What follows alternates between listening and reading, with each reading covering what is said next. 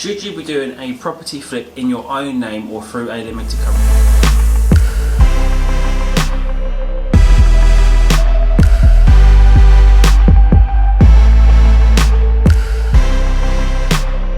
Welcome back to today's YouTube video. Today we're talking about whether you should be doing a property flip in your own name or for a limited company. One of our subscribers has mailed us in this question, and today we're going to run through it and look at some of the considerations that you should bear in mind when deciding whether you should do it in your own name or for a limited company. So the best place to start really by going through what is a property flip. So when you're flipping property, that's when you buy a property and you're going to add some value to it and then you're going to sell it on for a profit. So you're not going to keep it, you're not going to let it out on a long-term basis. You're going to buy something that's ugly, make it look nice and pretty, sell it on and get a quick profit. So usually for things like this you'll be financing it using investors or bridging potentially. For this you wouldn't be having a mortgage in place unless there were exceptional circumstances, but doing this time and time again, you know, your broker's going to hate you, probably get blacklisted for all the mortgage lenders. So for this you need to bear in mind that you will need to be doing it cash, investors or bridging. So that's what property flipping is. So doing it in your own name or doing it in a limited company. So as it's the same as any other trade, it's taxed on you as trading income, which means you're going to pay income tax on it depending on your other income. So assuming you've got no other income at all, you'll have your personal allowance, you'll have your basic rate band, your higher rate band, and then you'll be additional rates, so 20, 40 and 45% tax rates potentially. Also you'll have national insurance to pay as well. So essentially you'd be taxed just as any other trade at all. So same as a hairdresser, you pay your class 2 national insurances at a fixed rate per week, and then your class 4s as well when you go over that certain profit threshold at the 9%. So actually doing this in your own name can be very, very expensive if you've got other income, if the profit on the flip is quite significant. So if you've got a profit, if the profit on the flip is £100,000, you'll pay a mix of tax rates on that. So you pay, you get your first 12,570 tax free using your personal allowance.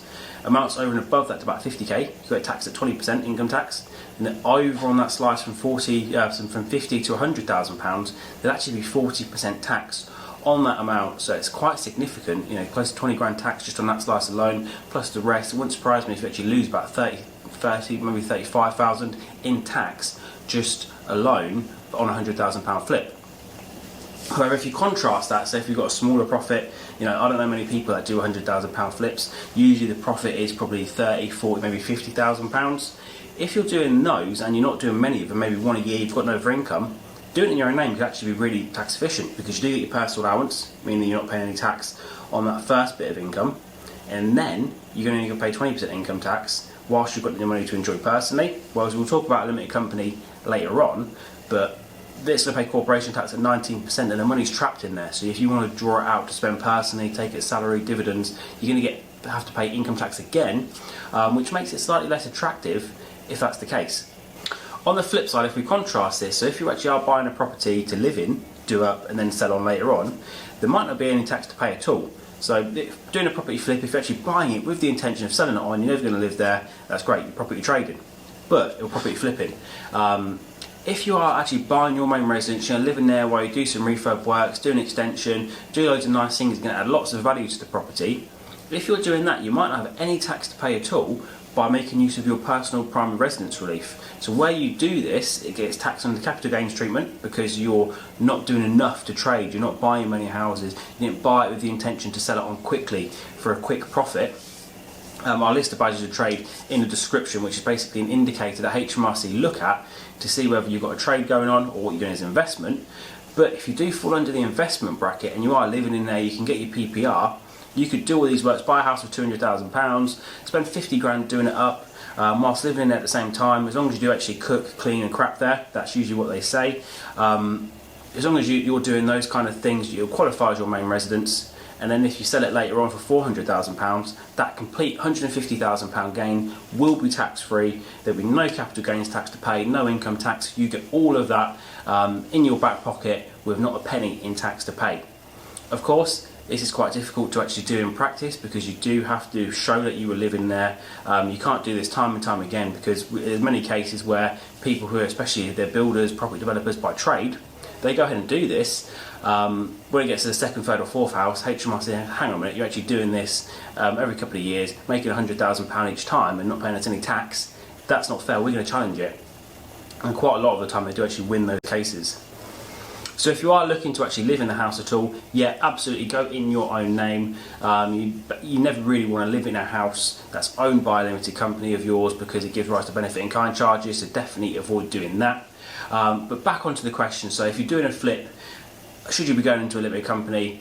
Most of the time the answer is going to be yes, simply because people do flipping as part of a bigger strategy to generate cash. They don't need it, they might be employed, they've got other income, whereas having it in that limited company, it's easier from a risk point of view. Anything goes wrong, property flipping is relatively low risk, so that's not too much of a problem. But having a limited company, you pay 19% corporation tax on that at the moment, which is less than it being in your own name. And then additionally, once you pay that 19% corporation tax, you can reinvest it. So if you want to start doing buy-to-lets, you can transfer it across to your other companies. If you've got a group structure, you can pay it as a dividend. Having that limited company there does give you that flexibility, but it's only really worth it if you are doing it with a certain degree of permanence. So if you are just looking, you've got a property you're looking at now and you do a single flip, realistically you might make £30,000-40,000. You've not got much other income, you might be better off going into your own name, because by the time you factor in accountancy fees, it might even be better from a pure tax point of view as well. When we calculate national insurance and the income tax on that, adding the accountancy fees and all those kind of costs, you might be left with more cash in your pocket going through your own name. But for people that are looking to do this time and time again, maybe 2 or 3 deals going for a year, so they're looking at hundreds of thousands of pounds in profit, that's when a limited company wins hands down, because you're not paying that 40% tax, you're not paying your 9% national insurance, maybe even 45% income tax. All of that adds up, close to 60% in tax potentially.